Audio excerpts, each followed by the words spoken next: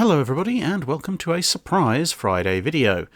Now I know you're all used to getting a video from me Saturday, Sunday and Wednesday, and that's not changing, but I do occasionally release the odd live stream, etc, and those tend to be on Fridays. They're also Fridays tend to be when we do the monthly community events. And so I thought, well, Friday seems like a good slot to put these sorts of random videos, which I may occasionally do now and then when it is appropriate. So as I said before, don't worry, that's not going to in any way compromise or affect the standard output of videos. But in this particular case, I am going to bring you a, well, roughly half an hour review of a board game that I've been sent. The only other thing I'm going to add before we get into the video itself is that in this particular case I ended up unintentionally inventing a slightly fast version of the game. The actual full version of the game, after talking with the game's developers, is that when you manage to exceed your target's defense, you deal 1 damage, period. You'll see the slight error I made in reading the rules there, but in speaking with the game dev, he actually pointed out that actually this makes a rather nice sort of basic and fast mode for playing the game, which is probably all for the good. So let's get on with watching it and see what everybody thinks. Hello and welcome to what Drach does on his Christmas holidays. So just to be clear right up from the start, I'm not getting financial benefit from this, I'm not getting paid for this, I'm not getting sponsored for this. This is purely on the basis of, well, I get a free copy of this game that we're going to be looking at in a second, and that's as far as it goes. So this is under the same auspices as me reviewing and commenting on books and such like that viewers have sent in, and for those of you who have sent those books in and such for a shout out, then yes, I am reading them, because as I said back then when I first mentioned that, I won't just sort of blindly promote and shout out something that I haven't reviewed and read, and of course books take longer to review. So this is a game, board game. It's called British versus Pirates, so it has a naval theme, hence why I agreed to have a look at it. And so let's have a look at the contents of the box in the first place, and then we'll go on to have a look at a game.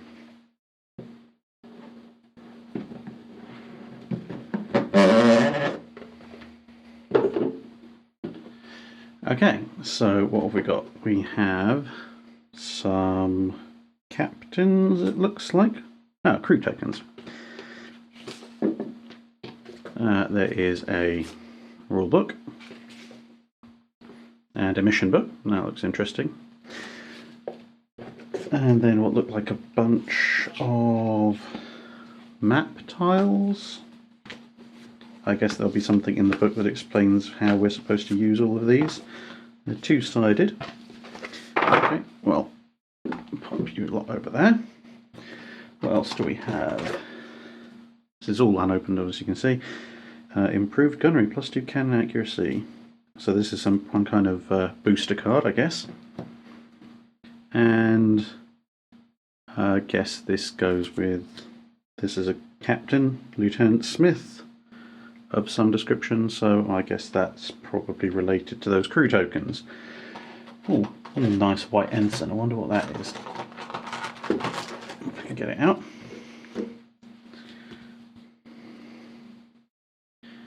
What does that say? Achilles, Rogue, Sloop. Oh, right, so these are probably ship cards. So I'm guessing those are probably the British cards, and by then title of that one, that's probably a pirate one. Okie dokie, well, pop you on there. D10s. D6s. And a couple of small bags, I guess they're for holding things when you're taking things out. And this, it looks like a bag of tokens. So we've got, looks like a weather vane, potentially. And a bunch of red and grey ships. Okay, well, that's the contents of the box. I'll open all this up and then we'll have a look at a game. Okay, and that's what it looks like once it's all been taken out of the packaging, except I've got the rulebook here. So to go over things, we have 4 sloops. That's the second lot there. We have 1 xebec. We have 5 frigates, 2 flutes, 3 galleons, and 3 fourth rates plus a wind vane. And I was correct, we've got ship cards, captain cards, and skill cards. 3066. 3, it turns out they're actually d12s, that's the dice over there. We've got the mission, the rulebook, and the 9 sea tiles. So we're going to follow the basic Annihilation game mode. There's 2 basic game modes in the rulebook: Annihilation, which says build your fleet by assigning captains to each ship, and it's last man standing. There's also Merchant Escort to escort your fleet to the other side of the map before the enemy's merchant reaches their side of the map, plus of course all the various missions in the mission book. But let's set up for Annihilation. So this is the 2-person Annihilation setup, as you can see in the rules. If you were using 4 or more players, you'd have extra tiles, and if you're using if you want a long battle, you can use all 9 of the tiles, but in this case it's a 2-player, so we've used the wind vane center tile, and we've each selected 1 random tile, which is our home base. Also, because it's a 2-player game, we've selected 2 ship cards each, whereas if it's 3 or more players you select 1 ship card. Then each ship card we've selected a captain to go with it, plus 3 face down skill cards.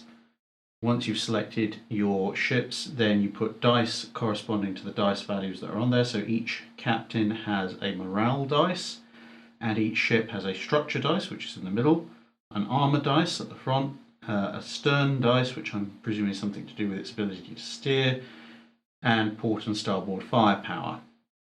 In my case, I've gone for a 4th rate HMS Hercules, as I'm playing the British, because of course I am, and also the frigate HMS Guardian.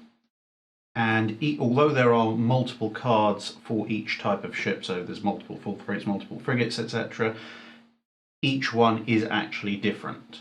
So they have different armaments, different stat values, etc. And over on the other side, the voice of the mine has chosen the galleon La Furia and the sloop Shifty Crow. So I have a large ship and a medium ship, and she has a large ship and a small ship. The weather vane has been placed, and so we're going to move on to the next stage of getting the game played. So to start the game, we have placed our ships on our home tiles wherever we like, and then we rolled off d12 to determine the first choice, and I won that with a roll of 10 versus a roll of 9, and the rules say that I can then choose to either go first or set the wind direction as per the weather vane. And as you can see from this weather vane, I've chosen to set the wind direction, which means that Mrs. Mine will go first. Okay, so we're ready for the first turn. The turn sequence is that at the start of your turn you increase the crew morale on your captain cards up to the maximum on the card, so obviously being the start we don't need to do anything. We can increase it by 1 per turn, but as I said, they're already at the maximum setting. You then draw new skill cards from your faction skill card deck until you've got a maximum of 3. Again, we already have 3, so we don't need to do that this turn. You can discard cards, but you can only draw new ones at the start of your next turn, so you can't discard to draw in the same turn. If you're going to discard a card, you're going to be short a card for that turn. There are 4 colours of the skill cards corresponding to different types of action. Only the yellow ones can be used when it's not your turn. And each ship has 2 types of action. It can move or it can attack, and you can do that in either order, so you can attack then move or move then attack. And attacking, you have either cannons or boarding, and you can only use 1 of those attacks per turn. So effectively you have 2 actions, one of which is movement, one of which is attacking, and whatever order.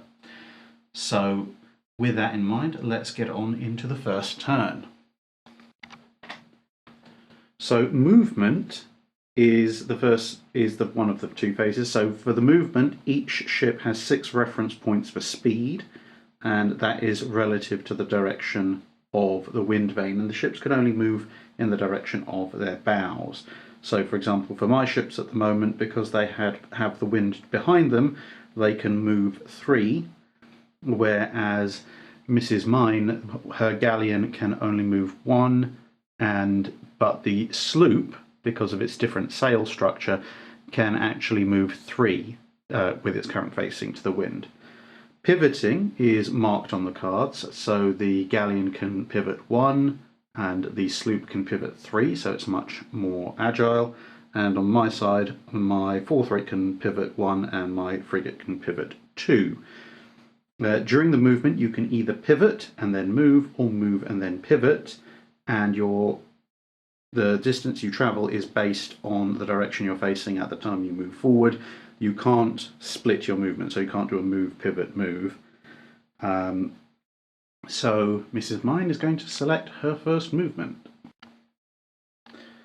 So at the end of our first turn, the galleon and the sloop have turned and moved forward, and the British ships have moved forward to their maximum and both turned 1.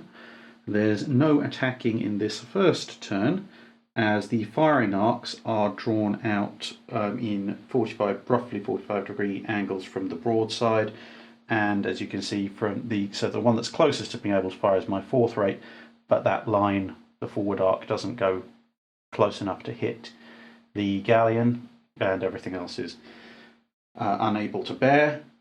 Each ship has a named range on its cards, so for example, this 4th rate can fire up to 4 spaces away, so if there was a ship in this arc, the 4th rate could fire up to here.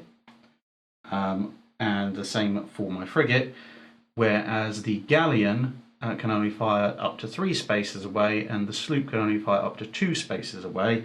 But again, because each ship is different, my ships are much better at long range. The ideal range for my frigate is actually 3 spaces. The ideal range for my 4th rate is 4 spaces. Whereas with the sloop, its ideal range is at 1 space, nice up and close, and the galleon's ideal range is 2 spaces. So our first turn, we're just positioning, and on to round 2. No skill cards were played. Okay, so in the second turn, the sloop and the galleon advanced and turned to present their broadsides, but were out of range. And then it was over to the British turn, and as you can see, the 4th rate turned and moved 1 because it's now moving into the wind, whereas the frigate moved 3 and turned into the wind to unmask both of their guns. So the line of fire from both ships allows a view to the sloop, but 1, 2, 3, 4, the 4th rate is out of range. The frigate, however, is in range, so the frigate is going to open this game's cannonade. And at the end of the movement part of turn 2, the galleon and the sloop have moved forward but were unable to fire due to the short range of their cannon. The 4th rate and the frigate have moved up, and they are both able to engage the galleon, but due to the line of sight being measured from the centre of the ship to the centre of the ship, neither of them are able to engage the sloop, which is sheltering behind the galleon. So in determining what can be damaged, you have to look at what each ship is aiming at. So in this case, there is no direct hex line to the galleon, which would indicate a single side can be targeted. So for example, if we're firing along this line or this line or this line, but from the 4th rate, the line of sight can hit either the bow or the starboard side, whereas from the frigate you can only hit the bow. So that will identify what takes damage. So to work out the ship's defense, the targeted ship's defense value, you add together the value of the structure dice, which is in the center of the card, plus the dice on the appropriate arc that's being fired at. So in the case of the galleon, it has 6 structure in the middle, has 2 at the front and 5 at the side. So my 4th rate is choosing to fire at the starboard side. So this is 6 plus 5, so the ship has 11 defense. Now, for me to determine how I attack, I have to consult the chart. So I'm 1, 2, 3 spaces away. So at 3 spaces, I get 2 dice, which are D12, and I have 1 cannon accuracy. So that plus 1 gets added to the result of each of my dice. If I'd been at 4 spaces, I would have got 3 dice and 3 accuracy. So this isn't optimal for me, but you take what you can. So rolling my 2 dice, I get a 1. So 1 is an automatic fail at all times, so that goes away. And I have a 12. So my 12, I get plus 1 for the cannon accuracy, so that's actually 13. And compare that to the 11, so that means I have succeeded, and I've succeeded by 2, so the 5 on the starboard side of the galleon goes down to 3, because it's taken 2 damage points. Now obviously that means that shooting at that side again is going to be easier, but the ship's performance isn't going to be affected unless and until I'm able to remove that dice completely, at which point some form of stat modifier will be revealed.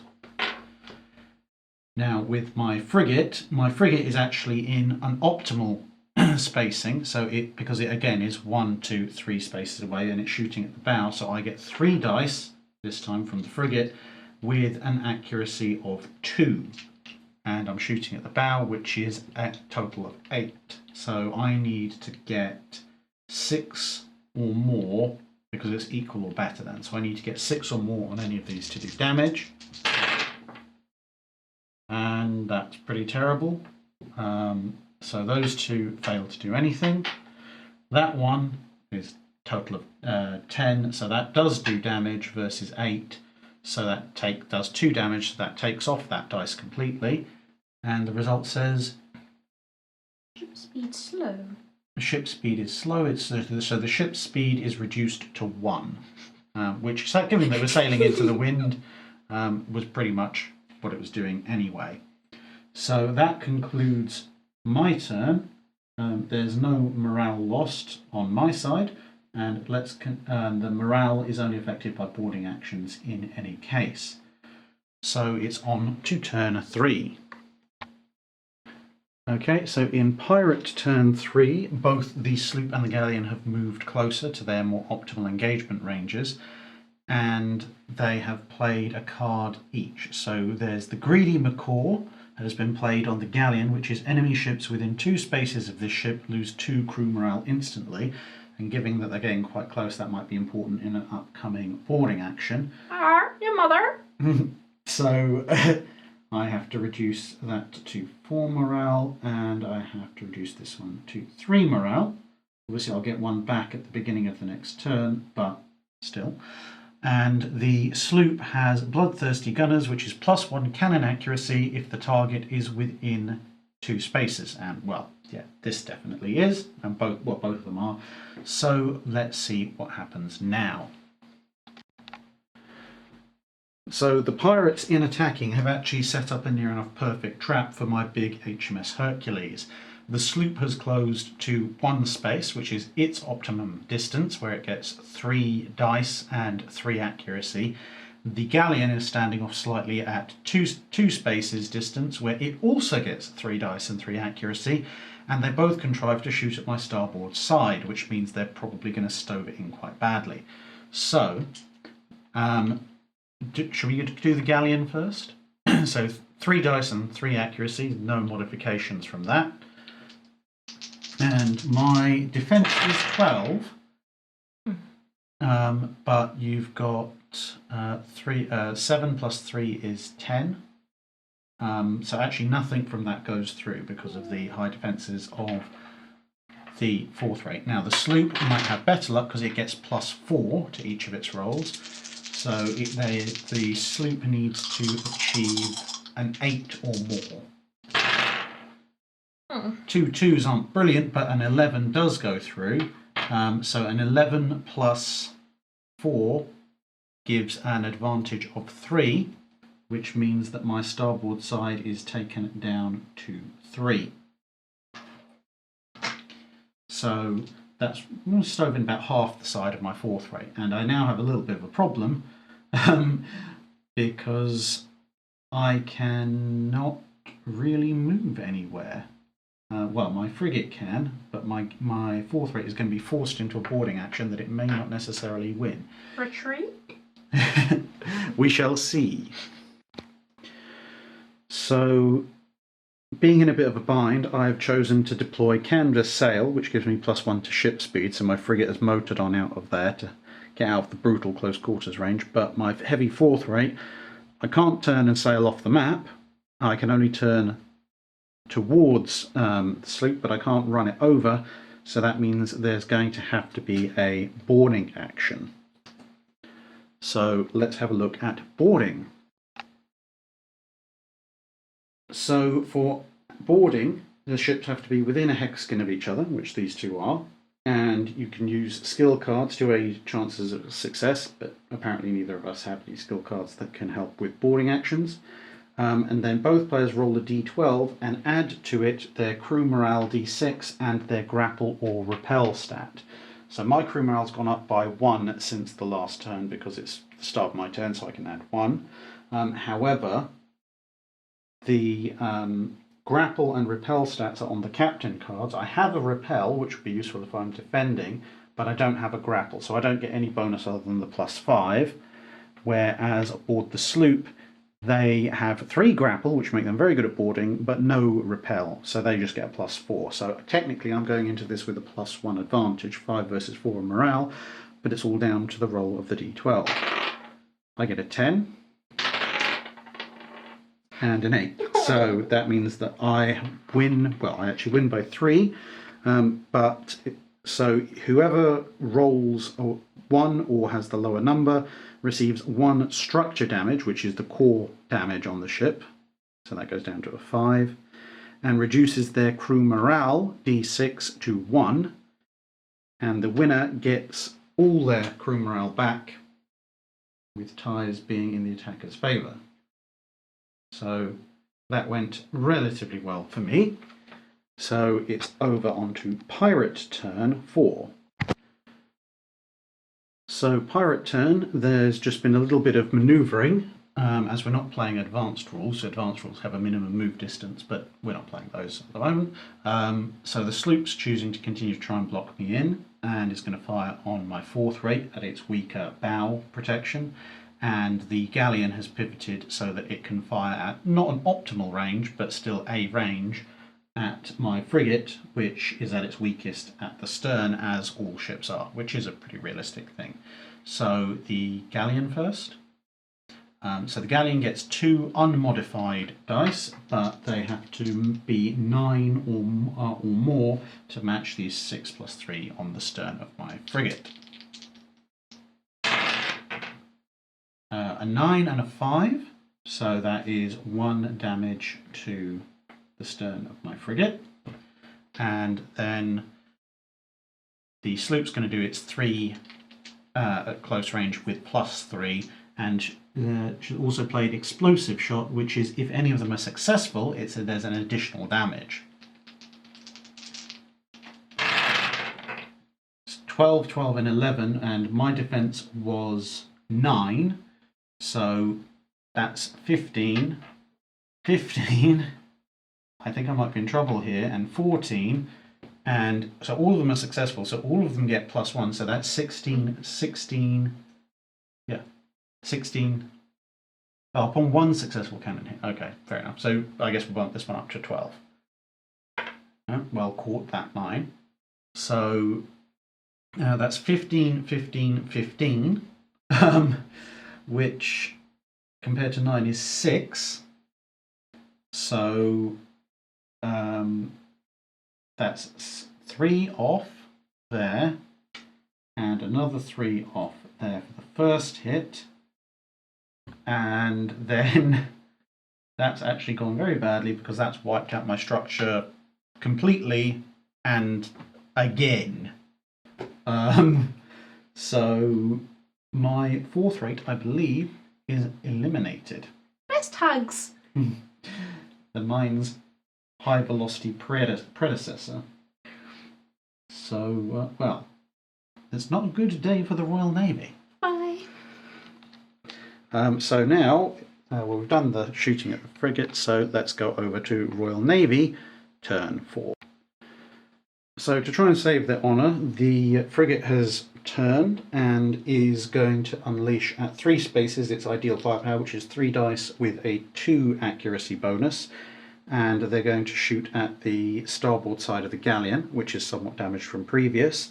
And I've added in Eagle Eye, which is +1 accuracy if the target ship is 3 or more spaces away, which it is. So I've actually got three cannon dice at 3 accuracy.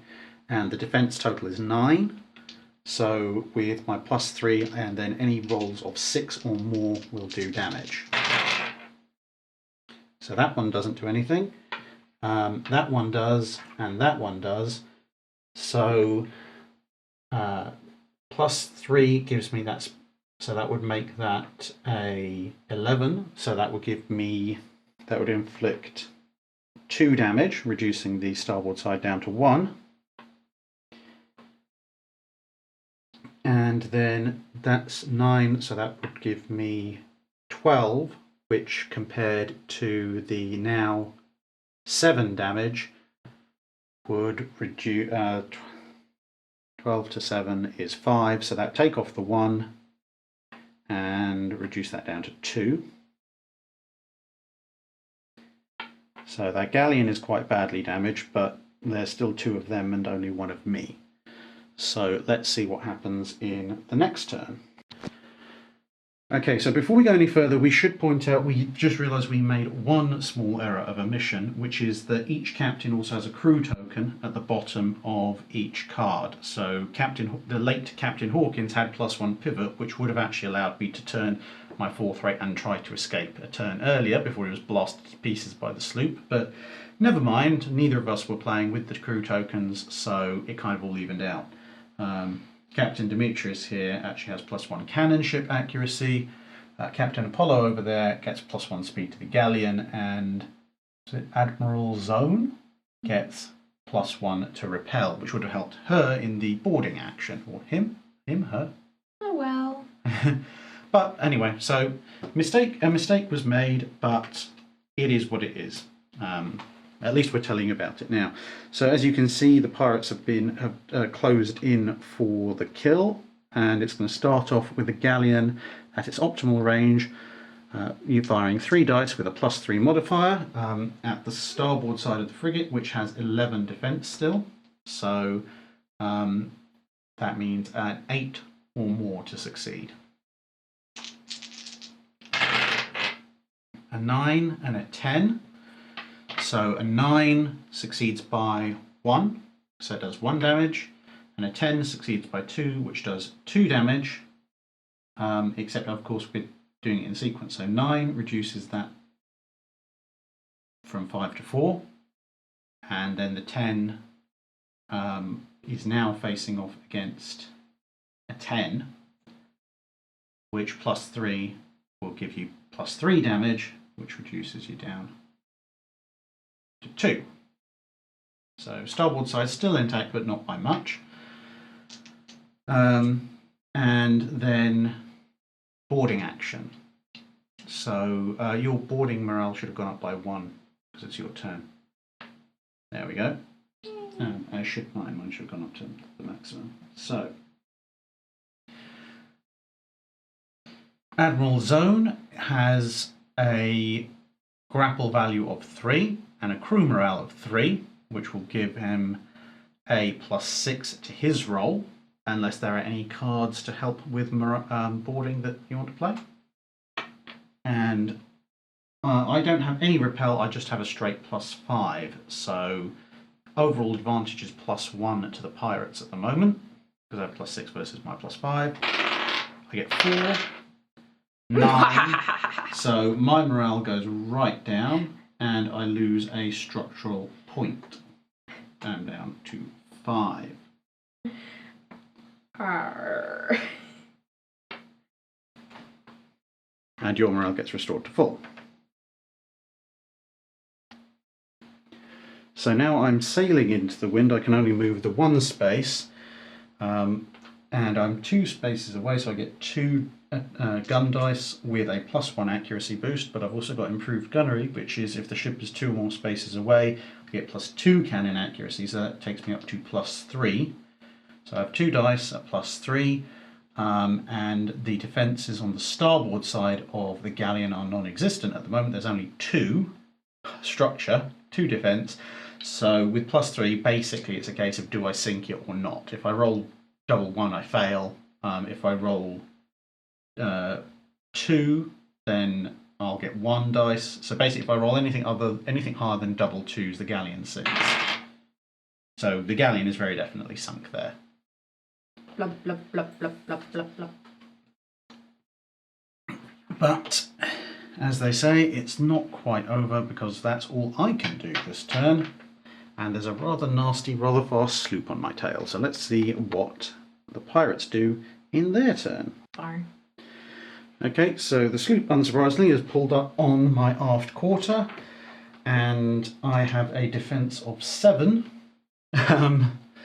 against 3, but with a +3 modifier. So 4s to damage, and anything higher than 4 is bad news for me.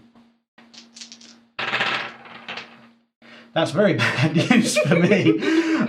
Let's see. Well, should we go from highest to lowest? I don't think it's going to make a difference, but might as well go highest to lowest. So 12 plus 3 is 15 versus my 7 is 8. Which is already more than my entire existing damage resistance.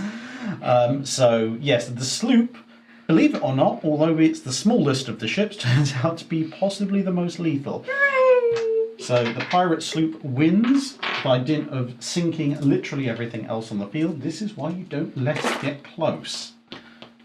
Where did my friends go? No! So there you have it, ladies and gentlemen, a short game of British versus pirates. As I said, there are some advanced rules and there are some other scenarios, but that's a basic rundown. Including actually having to understand the rules in the first place, this whole game, including setup, took us about 45 minutes. 45 minutes to an hour, so pretty enjoyable. And I think once you've got the hang of the rules, I think something like a two-person engagement like this will probably take you half an hour. So there you go. Let us know in the comments below if this is of interest to you. And if it is of interest to you, if you want to see a more complex game, I might see if I can Shanghai 1 or 2 additional people for a larger game where we might get to see, well, both the crew tokens and some of the more varied skills used, which apply in some of the scenarios. Anyway, thank you very much, and see you later. So there we go, a nice naval-based game, and I have to say that genuinely, I actually enjoyed that game, and we have played it a number of times since then. It's pretty easy to learn, pretty easy to induct new people into, and, well, it's a naval tabletop game that I can get other people to play. Of course I'm going to like it. Anyway, if you would like to purchase the game, then you can go to britishvspirates.com. That's britishvspirates.com. And the game developer has been kind enough to provide a code, which is Drach20, so that's Delta Romeo Alpha Charlie Hotel 20, which will allow you to receive free shipping. So britishvspirates.com, code Drach20. And as I said at the outset, none of this affects the regular content of the channel. I just thought it would be a nice extra piece for people to enjoy if they so do. And if you have any feedback, comments, etc., let me know in the comments below as usual, because after all, you are the viewers, and you're the people I'm here to entertain. And hopefully, I have kept you so. That's it for this video. Thanks for watching. If you have a comment or suggestion for a ship to review, let us know in the comments below. Don't forget to comment on the pinned post for dry dock questions.